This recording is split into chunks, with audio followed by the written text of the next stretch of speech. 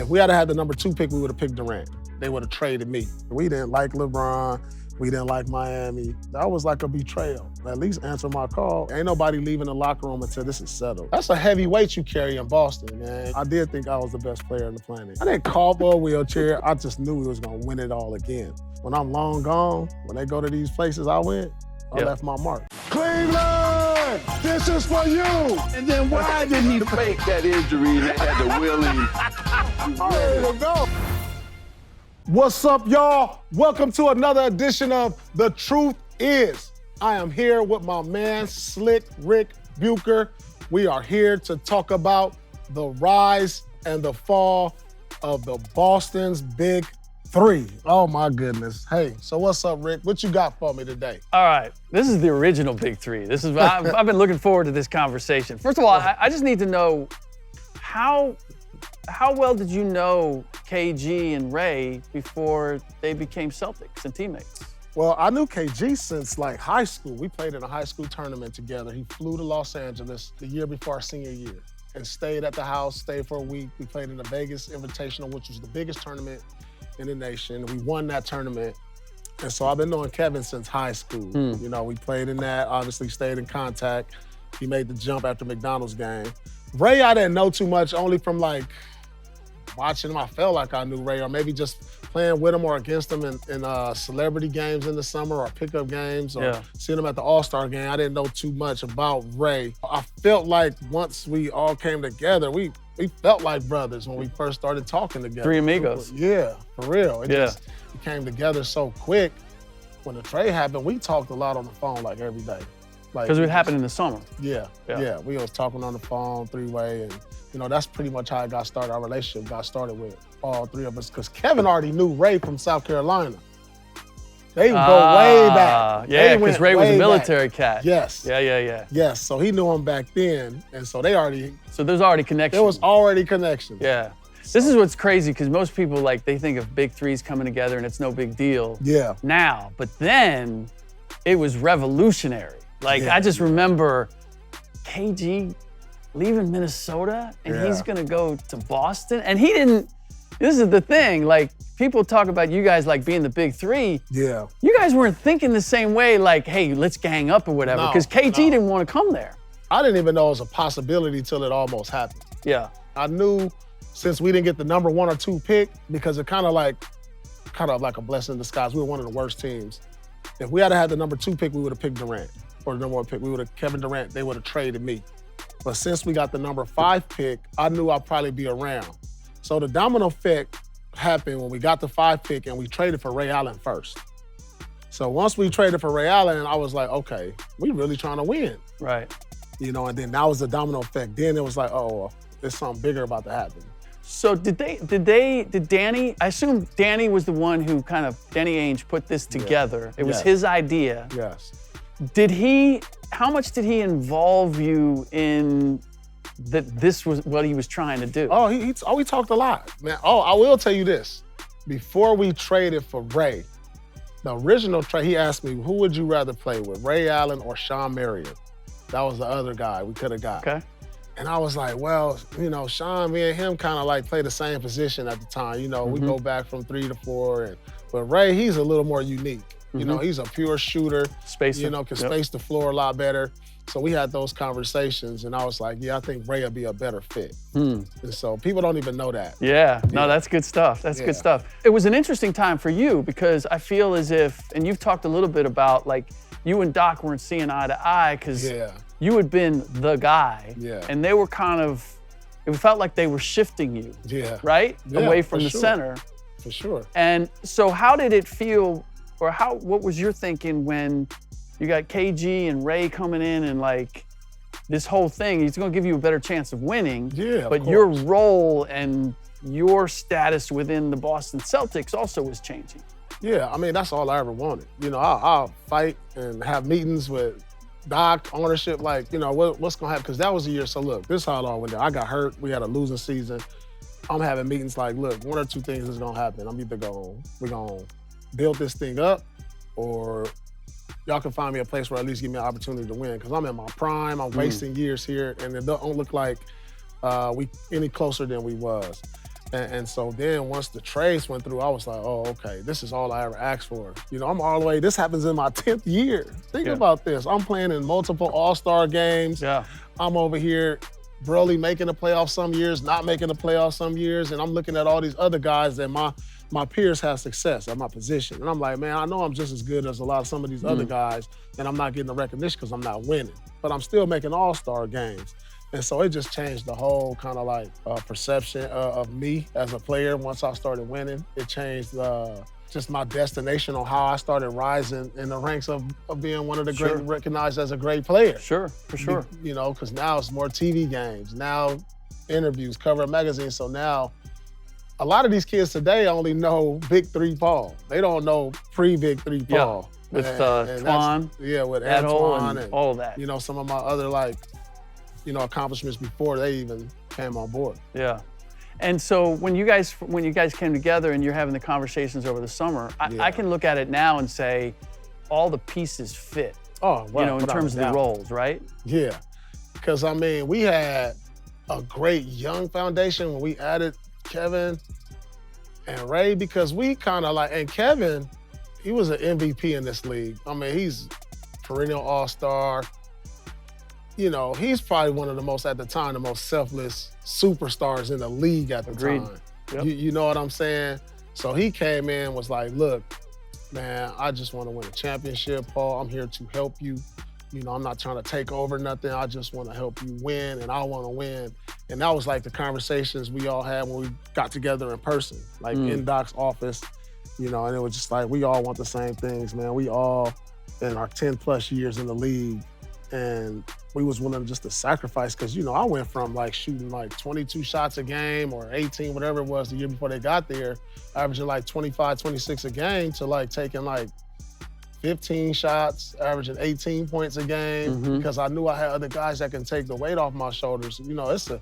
That's a heavy weight you carry in Boston, man. You got to be thick-skinned, because you getting the criticism, and you getting the cheers, you hearing the boos, and that's a heavy weight somebody can carry. But I waited it out, and it finally turned. I remember one of the reluctances that KG had about coming to Boston was because of the reputation that Boston had as a racist city. And I think there was a part of him that, do I want to go there and play for people that might feel some kind of way about me? Did you guys ever talk about that? And was it just getting Ray and seeing the opportunity of you three coming together, or you guys have to have more talks about that? No, it was once we got Ray, it was he was, at the time he was in LA. Antoine Walker was in LA. Gary Payton, I remember they was all at Gary Payton's wedding, I believe. They was all. Sounds right. And I talked to Twan, and Twan was the first one that told me, hey, y'all might be getting KG, because me and Twan would hang out. He'd come to LA, he wasn't with Boston. Wait a minute, anymore. So you heard of it from Twan? Yeah, he said, I heard. You didn't hear it from Danny? No, not at the time. I don't know where I was at, but I talked to Twan because he was with KG, and they was discussing, because Kevin was contemplating, should I go to Boston? Should I go here? Should I? Yeah. He didn't. It wasn't set that he was coming to Boston, because he was contemplating the Lakers. Right. He was contemplating other trades, because he knew he wanted to leave. But then I guess he was talking to Twan about how's Boston, how's all this and everything, because they was in the same building at the time. Yeah. And so Twan called me hey, you might be getting KG, and I was for real. And then I think I got on the line with him eventually, and and I think a lot of convincing was around the people around him. I know Ty Lue had a big part in this. Chauncey Billups had a big part in all of this, because, then was his other road dogs in the summer. They all worked out in Vegas with Bunasar or in LA. And he was just I think T. Lue was shoot, go play with Paul. That might gonna give you the best chance to win. Yeah. Lue and Chauncey. Makes sense. So once you get that group together, you're going from a team that can't make the playoffs to now we can win it all. And everybody's expecting that too, right? From the get-go. Right. How did that change what you had to do and the way the whole team operated, and that now you're going from 0 to 60? Yeah. Well, it remotivated me because, like, as a player, when you season after season, you just really not accomplishing anything as a team. Sometimes them all-season workouts, you know, it just seemed like you're doing the same thing for nothing. Yeah. You know, so like when that happened, and I wasn't never gonna stop or lose love for the game, but it was just like, man. But now it just got remotivated. So now I'm like, I'm going extra harder now. I'm excited to go to the workouts. I'm not in it because, you know, when I went, it started feeling like a job. You know, basketball should have never felt like a job. You know, it's always been fun. Right. It started to get fun again. For me, and just having expectations because I never had these type of expectations. As a Celtic. How much? So I think you guys had a European tour. Didn't you guys go overseas? Yep. Our first training camp.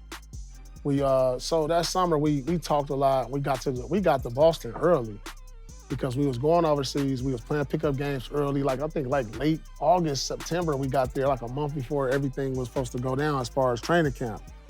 Then we went overseas, and that's where we really bonded.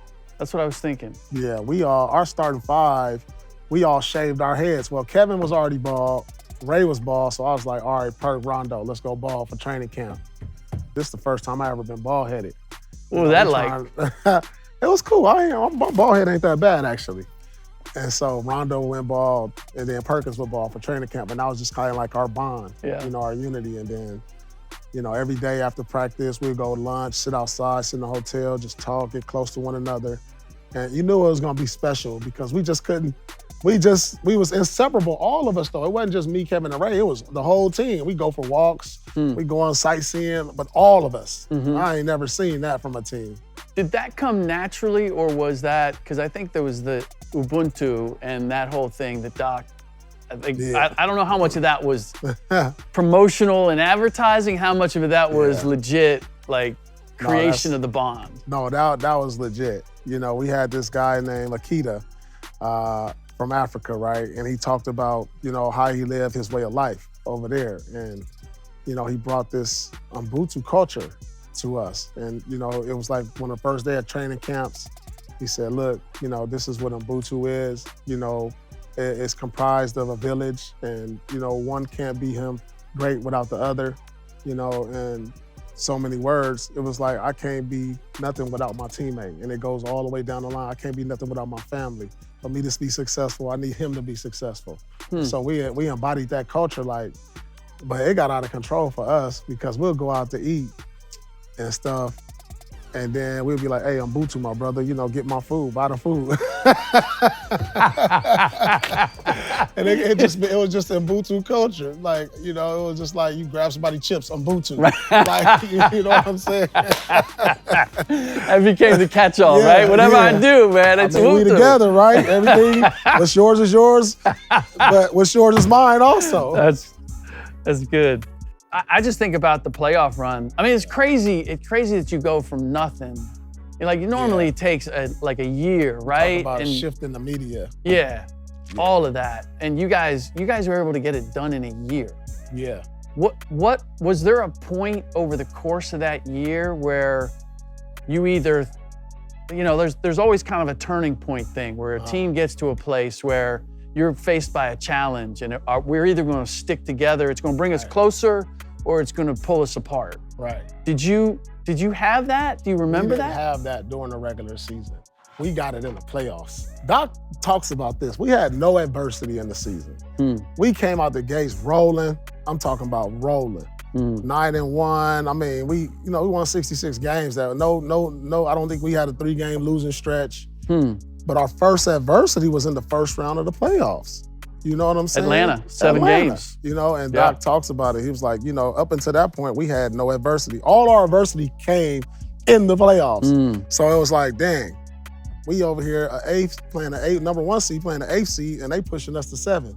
The way our regular season went smooth sailing, everybody was like, oh, we're gonna sweep the Hawks. Yeah. But we go down there and we just couldn't win on the road. What do you think it was? This is our first time playoffs together though. You know what I'm saying? Yeah. Regular season was great, but now this is our first time like so was seeing it just adversity. Was it the pressure of, okay, now everything counts, like, oh, this is like everything counts now. So now, you know, this is like we're picked to win it, and you know, this is our first time together and we had a smooth regular season. Now we getting pushed to the limits by an AC. Yeah. So that was our first adversity. So our second round was LeBron. Cavs, that's right. Cavs. That was that's the right. second That's round. right. Game 7 with them. Yep. Yep. And, LeBron is already a top 5 player. Yep. MVP candidate. And, you always say, you want the best player on your side when you're in a game 7. But I remember that Paul Pierce. You couldn't have told him he wasn't the best player in that series. No.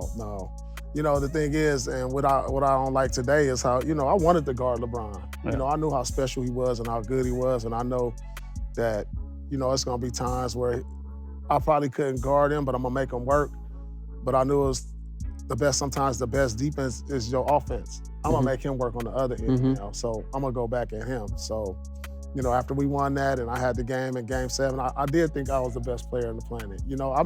Just having a teammate like Kevin, man, you don't know, he is the best hype man on the planet. He had me feeling like I was Jordan going into the game. Yep. Like going into the game. Yep. Like, and I was just like, ooh, okay. He said, he just was saying, P, you better go at him today. You better than him. He talking like that. Man, I'm like, ooh, they're giving me chills, and now I'm going out. And it was just like, man, that's why I always say Kevin is the best teammate. Yeah. Now, we play Detroit. We win game 1. We lose game 2. Now this is our first loss at home in the playoffs. All year long, we was a dominant home team. Here go adversity again. How are we gonna respond? Man. So now it's like, the media coming in like, this is y'all first playoff. Y'all don't lose at home. We lose at home to Detroit, game 2. Now they got home court advantage. And we already know Detroit was a perennial legit Eastern Conference Chauncey and all those cats team at the time. Yep. So, and we haven't won on the road either, because we lost all 3 of our games in Atlanta. Wow. So we hadn't lost at home, and we hadn't won on the road, and we lose game 2. Finally got a road win in Detroit. Our first playoff road win. I think it was like game 4, game 3. We got game 3, something like that. And got home court advantage. We ended up beating them in 6. So, the funny thing for me is that I look at that team. You talk about KG and Ray and Rondo, and we can keep going down the line. Posey, Big Baby, like, you had the craziest combination of personalities and different cats. Like, how are you able to keep that together? How did you maintain that Ubuntu? Because our leadership was strong. Between the locker room, between me, Kevin, and Ray, all the rest of it, and James Posey, who was already a champion. Yep. And Eddie House, who was a vet. Yep. It was a good mix of young and older guys. Yeah. So it was just like, even though we had maybe a couple young hot heads, they respected us, and we kept the locker room cool. And we all hung out. We all hung out together. Like, come on, Tony, come on, Rondo, we going to dinner. All of us, so we kept a close bond. Yeah. I ain't gonna say it wasn't no days where we got into arguments or almost fight, because it was days like that. Yeah. But I think what the good thing was, we always nipped it in the bud. If it was a problem on the team, we made sure it was handled right there. Like, ain't nobody leaving the locker room until this is settled. Yeah. Like, y'all good? Okay, cool. Because tomorrow, new day, y'all settle to shake hands, we out. And if I had a problem, because I'll get in an argument with Rondo or something like, dang, you ain't passed, like, come on, man. And then we get into the court, but then when we get the game over, we gonna squash it, and we on to the next tomorrow. And that was the beauty about how mature and the leadership was on our team. So you get past LeBron, you get past the mighty Detroit Pistons, and now you're going into the finals and you're facing the Lakers and Kobe Bryant. Yeah, I go from the king to Bad Boys to the Mamba. Yeah. and being a guy from Inglewood, up against them, what were you thinking going into that series, knowing you were facing the Lakers and Kobe Bryant? I thought it was a dream come true.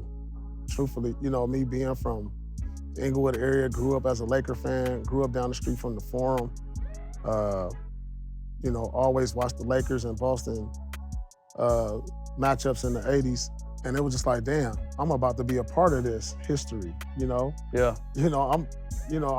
This is what got me into basketball. Yeah. It was just like, it was sort of surreal at first, because people don't understand the production of the finals.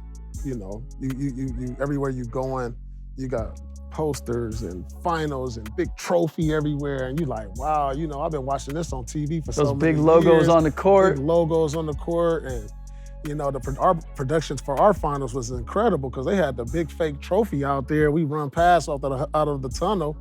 And then it was on the floor. It was just like, it was incredible. Yeah. Flags everywhere. And it's like, and then you go into practice media. So you really had to have tunnel vision and not get too overexcited. And it's just like, look, this is for all the marbles. And, you know, Kobe in some people books was the best player in the game at that time. Because I think he was the MVP that year in 2008. And so we going against the Mamba. So I'm like, all right, this is gonna be the hardest test because I know I'm gonna have to see and guard him eventually in this series. And, you know, not playing in the Western Conference, I don't know his game like that. Right. Like I know LeBron a little more. Sure. It was special though, just saying like how I come full circle from a team that I grew up as a fan of and now not liking them. Yeah. Because I'm a Boston Celtic. I got to tell you, because I was with ESPN at the time. I was doing sideline radio, so I was on the floor for that series, and I'll never forget you getting hurt and the crowd reaction. Yeah. And then you going off on the wheelchair. But now everybody's like, "Oh my God!" Yeah. Right. And then you come back. Yeah. But we're like chasing into the back tunnel to try to find out what's happening. I think Michelle Tafoya. It was Michelle Tafoya. And then you're coming back out, right? Which because we're thinking you're done. We're thinking, oh my God, Paul's out of the series, right? So you got to give me the real on this because to me it was such a psychological pivot from auguring down to he's back to he hits the three when he gets back on the floor. Like, how much of that was realizing the pivot that could happen? Or you got hurt, you weren't as hurt as you thought you were. Yeah. Like, help me really understand what happened in that moment because I felt like the series changed right there. Right. Well, initially when I came down, I felt a sharp pain in the inside part of my knee. And I'm like, if it was like, you know how and I tell people like it kind of turned, but then it was like a numbing going down my leg. And I was just like, it felt weird. You know like how a funny bone feel? Like it felt like you lost your arm for a second. And that's the feeling I had in my knee. And I was just like, that's why I kept bending it.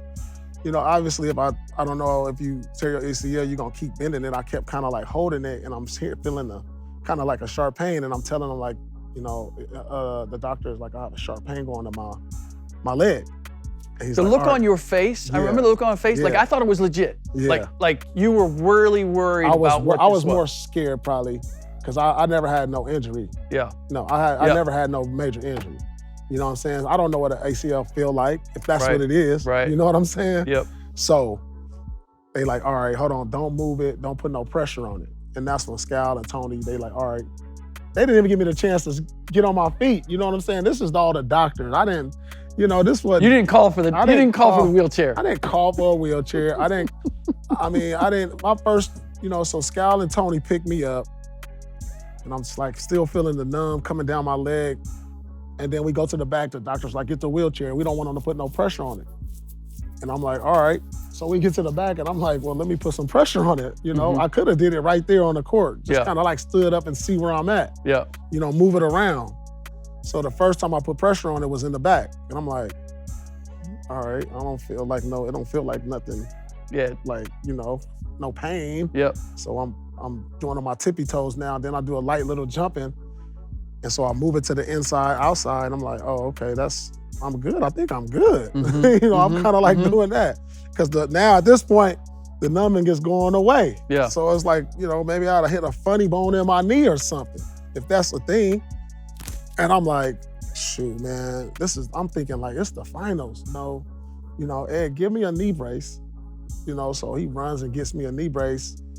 But I do feel it kind of loose on the inside, a little weak. So I get a knee brace, I throw that on, And he said, just sit here for a minute. I said, nah, and I ran out. I was like, I remember that. I ran out. I didn't even listen. I was like, as long as I can put weight on it, I can play.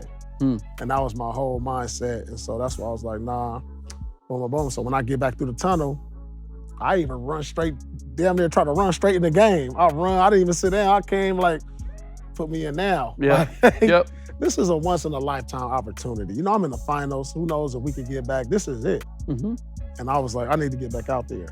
And Doc was like, hold on. And I stood there and I'm still kind of bouncing on it like, all right, I think I am good. I'm good. Then I go right back in the game. Yeah, I don't think you ever sat down on the bench, right? I sat down. You were like at the scorer's table. Yeah, I went straight. Yeah. Right, I wanted to go right. I felt like I'm good. And then you go in, and I swear it was like 10 seconds later, you're jacking up a three and it hits, and the place goes bonkers. Yeah, I think I hit the back-to-back threes. So I came in, and then we got to stop. Rondo finds me for a three. When we get another stop, then the same exact spot, hit another three. And then, it was like a shift because when I rewatched it, the crowd was like in shock, you know, of everything. And it kind of re-energized us because, 100%. And, you know, that was a shift. Yeah. It was amazing, like you said, it was a shift. All right, so you guys win it in your finals MVP. What did it mean to you to win a championship and be the finals MVP, particularly when you're playing with somebody like KG? Yeah, I mean, man, that was just like, that was so much icing on the cake for me, Rick, because it was just like, I know the sacrifices I had put in, and the work I put in Boston for all those years and how close I was to probably not being in Boston because of trade. You know, it just brought so much back of what I went through in that city. You know, me being in Boston, being stabbed, you know, almost losing my life in that city. Yep. You know, everything just was like, it was all worth it now. Because that's all I ever want to do is hold up that trophy. You know, when you dream about it as a kid and then finally the reality hits, you know, you never done this before. You don't know what to do. So I just remember letting out a loud scream and just, you know, just joy. And, you know, that year I had my first kid. My daughter was born 2 months before that. Wow. And so it was just like everything came full circle. I had my first kid in April, and in June I won a championship trophy and got MVP. It was the best year of my life. That's a good year, bro. How did you celebrate? Man, to be honest, I had everybody invited to my house, right? And this is crazy. I didn't even get a chance to celebrate because everybody was at my house, and then I had to go to the hospital because my daughter had a fever that night. So me and my wife was at the hospital the night we won at 3 in the morning. Oh, man. And I didn't see anybody else. They always at my house because I had the champagne and stuff. And, you know, I had my friends, my boys was there, so they made sure everybody was good and they hung out. And I was in the hospital and I didn't see the rest of the team until the parade like 2 days later. Oh, that's crazy. That's crazy. So I didn't get a chance to really celebrate only in the locker room until the parade. Wow.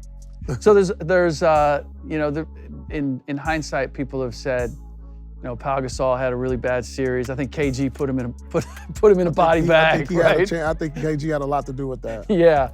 And I just remember Kobe never quit. He kept coming, but he was trying to do it single-handedly. Yeah. And you guys just had too much for him. Do you feel like you guys took that from them, or do you think they lost it? I mean, I think we took it from Rick. I mean, you understand, we was the best team all year long. Yeah. You know, we had the best record. And the thing But were you guys favored going into the series? Do you remember how people looked at it? No, we were not favored. Yeah. We were not favored because we went 7 games with Atlanta. Yep. 7 games with Cleveland. You know. And it's Kobe and Gasol on the other side. But you got to be good and lucky. And I say our luck came in game 4. We were down 20 in that game. You know, this is it. This can swing the whole thing. Yep. You know, if the Lakers tie it up, they got momentum. Yep. We were down 20, and for us to mount a 20-point comeback on the road, we was lucky to get that. You know, and I feel like, you know, every year when I look at the finals or I look at people's road to the finals, it's luck is gonna happen somewhere along the way. You know, I look at Golden State's first title, and not to say they weren't gonna win it at all, but they played against a lot of teams that dealt with injuries throughout that whole path. Kyrie and Kevin Love both went down. Yeah, you remember that, Yep. you know? And so sometimes that's what it takes. You know, we were lucky to get that win and it pushed us to 3-1. And we just, from that point, we was like, all right, this is ours. Are you surprised that you guys never ended up getting another one? Well, you know, they always say you got to be good and lucky, you know, in this league. And, you know, we were good. And Doc was like, when we came together, he was like, hey, we got a 3-year window, truthfully. And the next year, I thought we were better. Like, as a matter of fact, I know we were better the next year. I just knew we was going to win it all again. So the next year, Kevin Garnett gets hurt. You know, people don't realize, I think we was like 27-3 to start the season. That's right. And then Kevin goes down. You know, he misses the last like 35 games or something like that, 40 games, and we still won 60 games, but there was no way we was gonna win a championship without Kevin Garnett. Mm-hmm. You know, we were good, but, you know, championship level good is with Kevin. Yep. And then the third year, we went back to the finals. Right.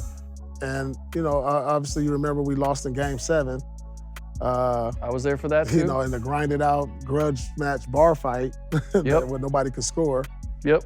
And, you know, after that, we still had something left in the tank because we made another couple runs. But I just think we was getting older, you know, at the time. And we had one more run, I think in 2011 maybe, or 12, when we played Miami in the Eastern Conference Finals again. LeBron puts his crew together. He and D Wade put the crew together Right. in Miami. What were you thinking when you saw that happen?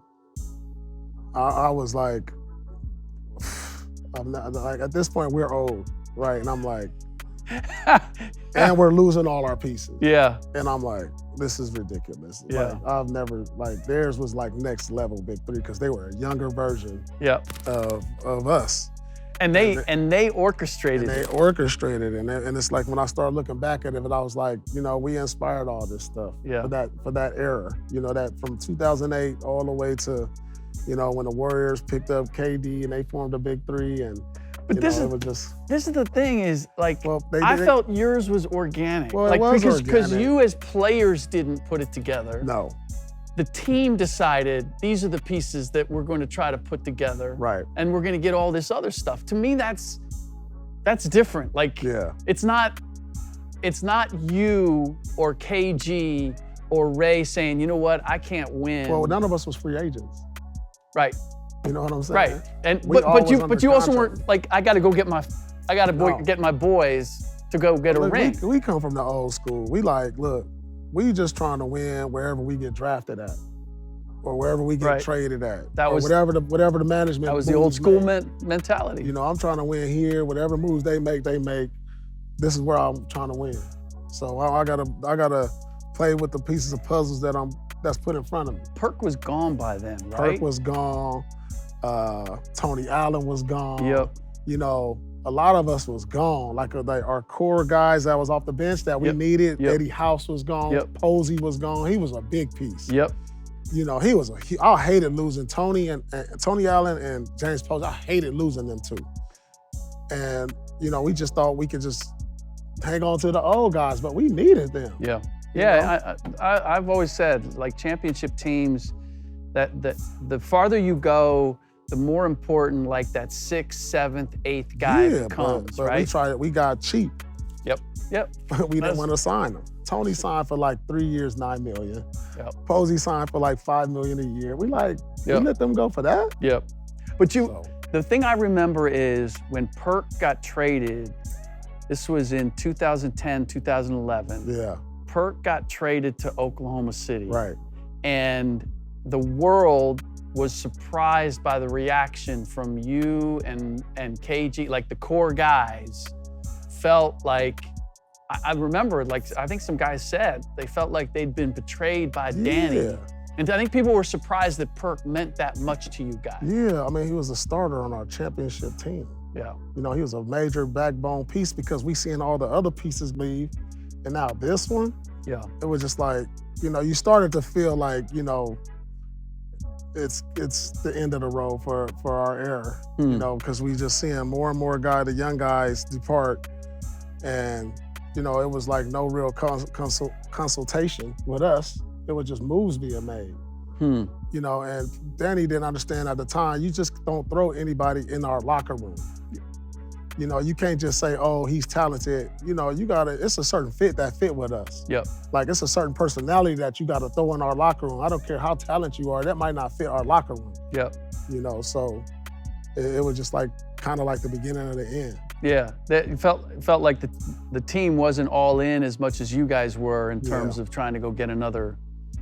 It was like get another championship. Like, now that I think about it, it's like he was rebuilding on the fly. Yeah, and, you know, you kind of started to see the writing on the wall. That's tough. Did it change when they ultimately, you know, broke you guys completely, you know, tore it completely down?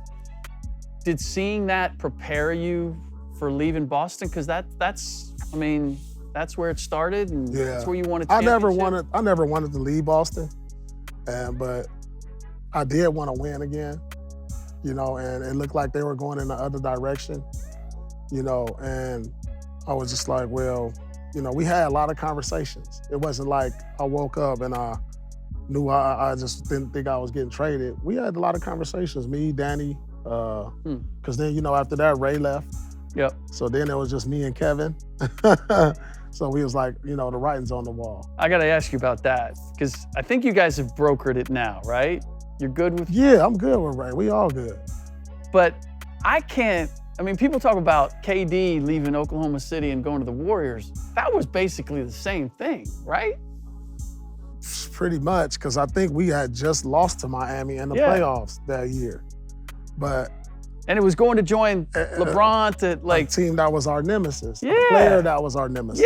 Yeah. You know, it was just like, we didn't like LeBron, we didn't like Miami. And then it was just like, wow, if all the teams you could have joined, you know, it would have probably been better if you went to the Lakers than them at the time. Yeah. You know, I could have accepted that a lot more. Yeah. Because at least you out west, you ain't going to the team we just lost to in the playoffs. And it's directly in your way. Right? Like, you don't know if you're going to face the Lakers. Right. But you're pretty sure you're going to see Miami. How did Ray justify that, guys, or how did you guys make peace? Was that ever resolved in terms of why he did it? I guess, you know, it had a lot to do with, like, I think Doc and Danny, their relationship was kind of like simmering. I don't know. It was just a lot of stuff I didn't know about during negotiations for a contract. You know, Ray, his role was decreasing, you know, at the time. I remember that. And it was just like, but the thing is, you know, he didn't even like tell us or call us, you know, or answer our calls. Like, you know, I was calling him like, you know, what's going on? You know, he never returned our calls. You know, this is like my brother.